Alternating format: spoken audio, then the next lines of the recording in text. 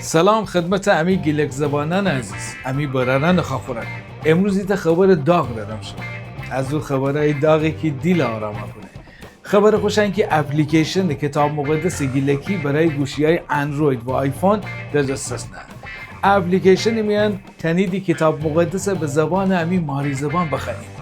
عزیزانی که نتونید بخونید یا دنبال ایت صدای گرم و دلنشینی سید، تنید به صورت صوتی گوش بکنید.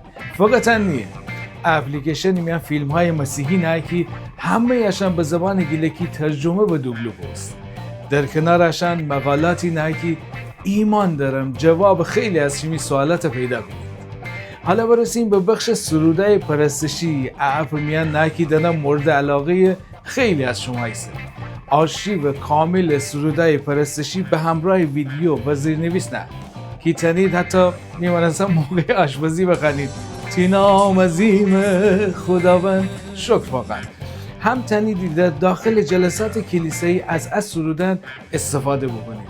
یه قسمتی هم اختصاص بدهیم به سرودنامه پرستشی که متن سروده پرستشی به صورت جداگانه شمی دسترسی میان نه. مریادم ما بزرگ مربای محلی شگودی که هر چی هم مربا منسی خوشمزه تر بسید. حتی اپلیکیشن مدام که آپدیت بستن داره به مطالب مختلف که به اون اضافه ده. پس منتظر چیسی؟ ها الان بشو کتاب مقدس گیلکی سرچ بکن، دانلود بکن و نصب کن. لینک هم شما را قرار دیم که بتونید راحت وارد ببینید، دانلود بکنید.